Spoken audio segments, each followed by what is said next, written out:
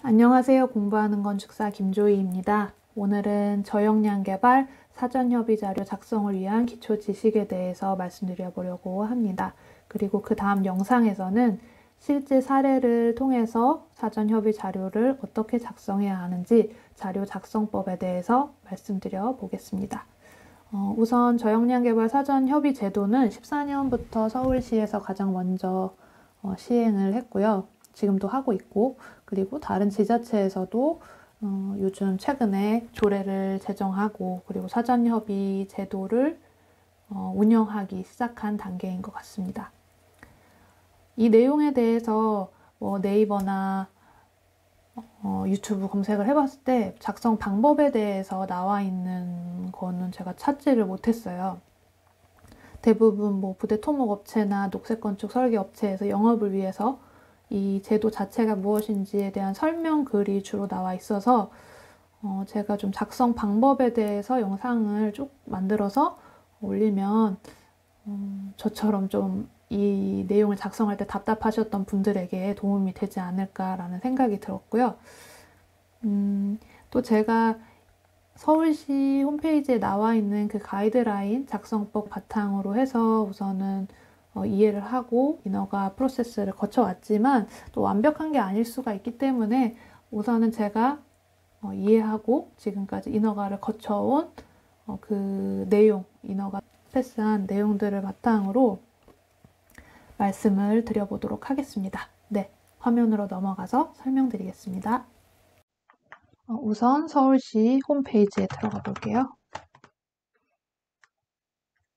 들어가서 저역량 개발이라고 치면 저역량 개발 사전협의 제도 바로가기가 나와요. 들어가서 보면은 이 사전협의 제도에 대한 모든 내용들이 담겨 있습니다.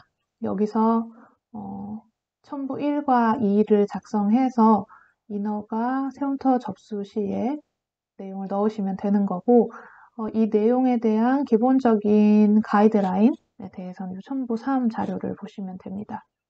첨부 3 자료를 열어보면 저역량 개발 사전협의 제도가 무엇인지 그리고 저역량 개발 사전협의 제도의 운영, 근거에 대해서 기본 조례나 시행규칙 내용들이 있어요.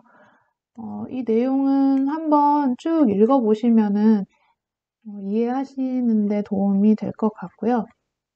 저는 우선 이 제도의 근거가 되는 서울특별시 물순환 회복 및 저역량 개발 기본 조례를 바탕으로 저희가 지금 보고 있는 사전 협의에 대한 내용을 확인하도록 하겠습니다. 8조에 보면 저역량 개발 사전 협의에 대한 내용이 있고 저희는 이제 내가 하고 있는 인허가 사업이 사전 협의 대상이 되는지 그리고 언제 해야 되는지가 중요한 거잖아요. 시기는 보면은 인허가 할 때 접수할 때 같이 요 사전협의 자료 작성해서 제출해라 라는 거고요. 대상은 빗물관리시설 설치 대상 사업, 그리고 권고사업 이렇게 쭉 있는데 권고사업이 대상 사업보다는 약한 거니까 권고사업에 해당이 되면은 당연히 이 저역량 개발 사전협의를 거쳐야 되는 거죠.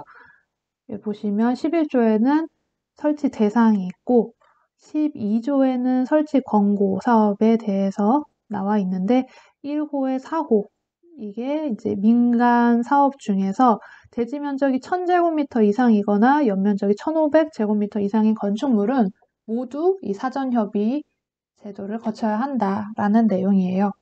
이 내용은 아까 그 가이드라인에도 다 나와 있는 내용이고요. 여기 앞쪽에 보면 이거를 왜 하게 됐는지에 대한 내용이 있어요. 그래서 짧게 말씀을 드리면 재작년이죠. 비가 엄청 많이 와서 홍수가 났었고 또 몇 해 전에는 우이동 산사태도 나고 그리고 강남역도 한번 침수가 된 적이 있죠. 그래서 이제 비가 내렸을 때 그 우수가 그냥 건물들로 인해서 그리고 도로 포장으로 인해서 그 흙으로 흡수가 되지 않고 그러니까 여기서 말한 자연적인 물순환이 일어나지 않고 도로 포장 표면으로 인해서 물이 유출이 된다는 거예요.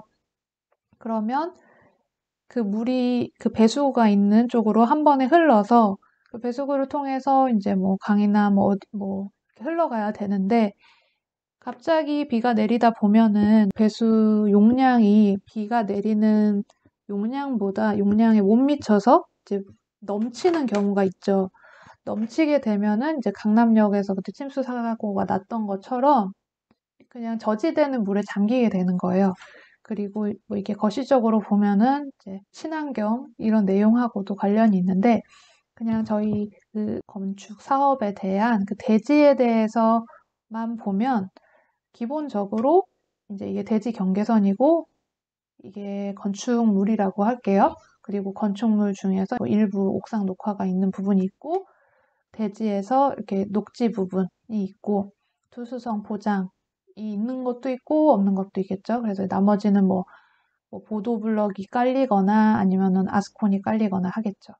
그럼 여기에 비가 내렸다고 했을 때 이 녹지 면적에는 빗물이 머금을 수 있게 되겠죠. 하지만 아스콘이 있는 부분이나 도로 포장이 되어 있는 부분은 빗물들이 어딘가로 흐르겠죠. 흘러서 보통은 이제 이 대지면을 따라서 트렌치를 설치하고 그 우수를 받아줄 수 있는 장치들이 설치가 되는데 그러면 이제 그 설치가 된 트렌치로 물이 흘러서 또 그 물이 어딘가로 흘러가겠죠.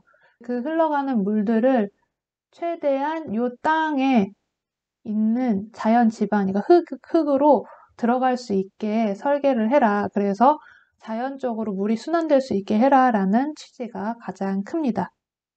그리고 이 내용들을 이제 우수 계획이나 포장 계획에 그리고 우수조, 저류조나 그런 부분의 내용을 반영해라 라는 취지로 이 저역량 개발 사전 협의 제도를 진행을 하는 겁니다.